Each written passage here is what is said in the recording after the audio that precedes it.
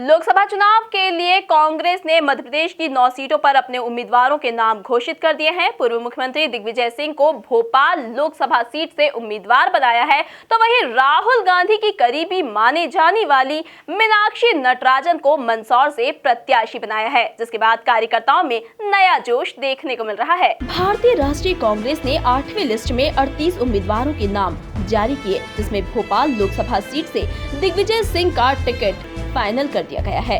लंबे समय से इस बात की चर्चा चल रही थी कि कांग्रेस के राष्ट्रीय महासचिव और राज्यसभा सदस्य दिग्विजय सिंह राजगढ़ छोड़कर भोपाल से चुनाव लड़े। शनिवार देर रात को इस बात पर मुहर लग गई है। दिग्विजय 16 साल बाद चुनावी राजनीति में एंट्री कर रहे हैं।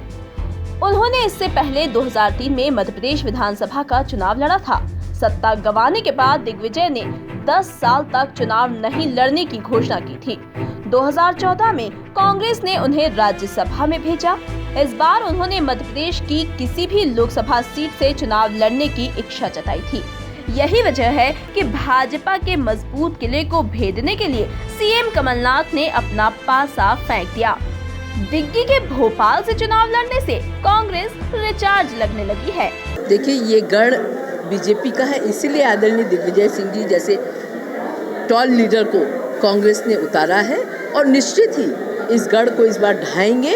हमारा कार्यकर्ता चार्ज हो गया है और जो कांग्रेस सरकार ने, आदरणीय कमलनाथ जी ने जो 75 डेज में 85 वचन पूरे करे हैं, उसको जनता तक लेके जाएंगे और उनके बल पर आदरणीय दिग्विजय सिंह अवश्य जीतेंगे। देखिए, वो घबरा रहे हैं, ये उनकी बौखलाहट है।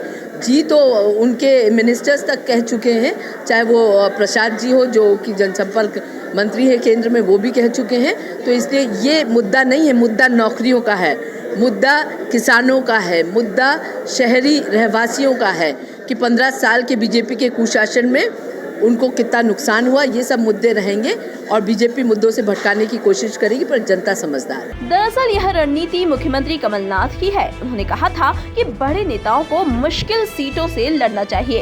इसके बाद ही दिग्विजय कहीं से भी लड़ने को तैयार हो गए थे।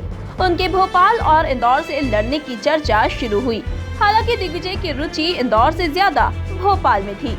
इंदौर में उनका कोई मददगार नहीं है।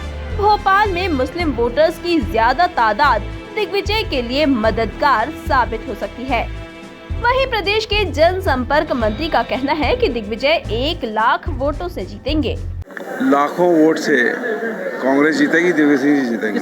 पिछले 40 साल निश्चित तौर पर दिग्विजय सिंह जी ने पहले ही कहा था कि जहां से राहुल जी कहेंगे वहां चुनाव लड़ूंगा। राहुल जी ने उनको भोपाल से कहा है, भोपाल से लड़ेंगे। गढ़ तो दक्षिण पश्चिम भी कहा जाता था, उसको ढाया ना हमने। अब जरा लोकसभा चुनाव में दिग्गी की हार जीत के मायने भी समझ लीजिए। अगर दिग्विजय जीते तो दिग्विजय के जीतने पर मध्य प्रदेश में उनके सबसे बड़े कांग्रेसी नेता होने की छवि और मजबूत होगी। एक बार फिर कांग्रेस के केंद्रीय नेतृत्व में उनका प्रभाव बढ़ेगा। इसके ये मायने होंगे कि वे कमलनाथ और ज्योतिरादित्य सिंधिया से भी ज्यादा मजबूत स्थिति में होंगे।